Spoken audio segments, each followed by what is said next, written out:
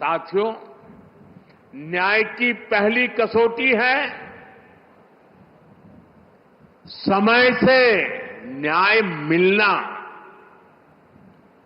हम सब बोलते और सुनते भी आए हैं, जस्टिस डिलेड, जस्टिस डिनाइड।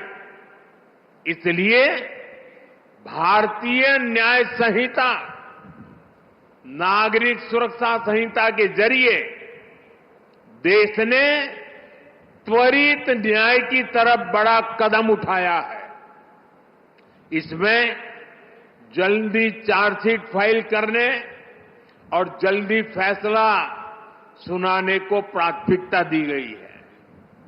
किसी भी केस में हर चरण को पूरा करने के लिए समय सीमा तय की गई है। ये व्यवस्था देश में लागू हुए अभी कुछ ही महीने हुए हैं। इसे परिपक्व होने के लिए अभी समय चाहिए, लेकिन इतने कम अंतराल में ही जो बदलाव हमें दिख रहे हैं, देश के अलग अलग हिस्सों से जो जानकारियां मिल रही हैं, वे वाकई बहुत संतोष देने वाली है, उत्साहजनक है। आप लोग तो यहां भली बात ही जानते हैं, हमारे इस चंडीगढ़ में ही वाहन चोरी, व्हीकल की चोरी करने के एक केस में एफआईआर होने के बाद आरोपी को सिर्फ 2 महीने 11 दिन में अदालत ने सजा सुना दी, उसको सजा मिल गई। क्षेत्र में अशांति फैलाने के एक और आरोपी को अदालत ने सिर्फ 20 दिन में पूरी सुनवाई के बाद सजा भी सुनाई दी। दिल्ली में भी एक केस में एफआईआर से लेकर फैसला आने तक सिर्फ 60 दिन का समय लगा। आरोपी को 20 साल की सजा सुनाई गई।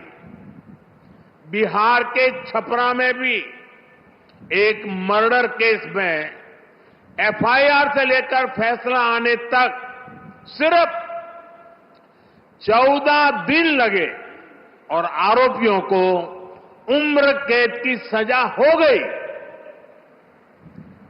ये फैसले दिखाते हैं कि भारतीय न्याय संहिता की ताकत क्या है, उसका प्रभाव क्या है। ये बदलाव दिखाता है कि जब सामान्य नागरिकों के हितों के लिए समर्पित सरकार होती है, जब सरकार ईमानदारी से जनता की तकलीफों को दूर करना चाहती है, तो बदलाव भी होता है और परिणाम भी आते हैं। मैं चाहूंगा कि देश में इन फैसलों की ज्यादा से ज्यादा चर्चा हो, ताकि हर भारतीय को पता चले कि न्याय के लिए उसकी शक्ति कितनी बढ़ गई है। इससे अपराधियों को भी पता चलेगा कि अब तारीख पर तारीख के दिन लद गए हैं। साथियों, नियम और या कानून तभी प्रभावी रहते हैं जब समय के मुताबिक प्रासंगिक हो। आज दुनिया इतनी तेजी से बदल रही है, अपराध और अपराधियों के तौर तरीके बदल गए हैं। ऐसे में 19वीं शताब्दी में जड़े जमाए कोई व्यवस्था कैसे व्यवहारिक हो सकती थी। इसलिए हमने इन कानूनों को भारतीय बनाने के साथ साथ आधुनिक भी बनाया है। यहां अभी हमने देखा भी कि अब डिजिटल एविडेंस को भी कैसे एक महत्वपूर्ण साक्ष्य के रूप में रखा गया है। जांच के दौरान सबूतों से छेड़छाड़ न हो, इसके लिए पूरे प्रोसेस की वीडियोग्राफी को अनिवार्य किया गया है।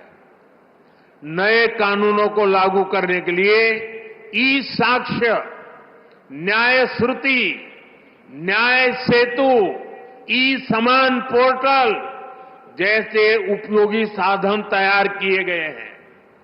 अब कोर्ट और पुलिस की तरफ से सीधे फोन पर इलेक्ट्रॉनिक मीडियम से सम्मन सर्व किए जा कर सकते हैं।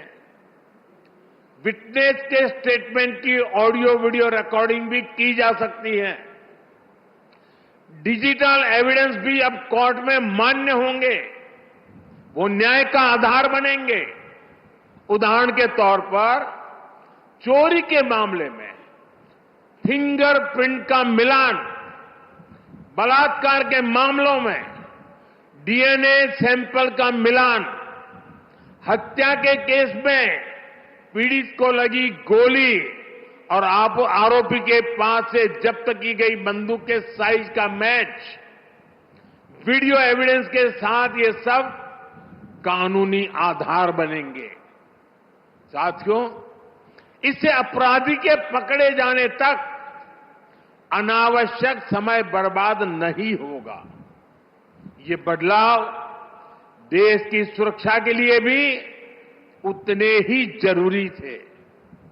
डिजिटल साक्ष्यों और टेक्नोलॉजी के इंटीग्रेशन से हमें आतंकवाद के खिलाफ लड़ने में भी ज्यादा मदद मिलेगी। अब नए कानूनों में आतंकवादी या आतंकी संगठन कानून की जटिलताओं का फायदा नहीं उठा सकेंगे। साथियों, नई न्याय संहिता, नागरिक सुरक्षा संहिता से हर विभाग की प्रोडक्टिविटी बढ़ेगी और देश की प्रगति को गति मिलेगी। कानूनी अड़चनों के कारण जो भ्रष्टाचार को बल मिलता था, उस पर लगाम लगाने में मदद मिलेगी। ज्यादातर विदेशी निवेशक पहले भारत में इसलिए निवेश नहीं करना चाहते थे क्योंकि कोई मुकदमा हुआ तो उसी में वर्षों निकल जाएंगे। जब ये डर खत्म होगा तो निवेश बढ़ेगा, देश की अर्थव्यवस्था मजबूत होगी। साथियों, देश का कानून नागरिकों के लिए होता है, इसलिए कानूनी प्रक्रियाएं भी पब्लिक की सुविधा के लिए होनी चाहिए। लेकिन पुरानी व्यवस्था में प्रोसेस ही पनिशमेंट बन गया था। एक स्वस्थ समाज में कानून का संबल होना चाहिए, लेकिन आईपीसी में केवल कानून का डर ही एकमात्र तरीका था। वो भी अपराधी से ज्यादा ईमानदार लोगों को, जो बेचारे विक्टिम हैं, उनको डर रहता था। यहां तक कि सड़क पर किसी का एक्सीडेंट हो जाए तो लोग मदद करने से घबराते थे। उन्हें लगता था कि उल्टा वो खुद पुलिस के पचड़े में फंस जाएंगे। लेकिन अब मदद करने वालों को इन परेशानियों से मुक्त कर दिया गया है। इसी तरह हमने अंग्रेजी शासन के 1500 से ज्यादा कानून, पुराने कानूनों को भी खत्म किया। जब ये कानून खत्म हुए तब लोगों को हैरानी हुई थी कि क्या देश में ऐसे ऐसे कानून हम ढो रहे थे, ऐसे ऐसे कानून बने थे।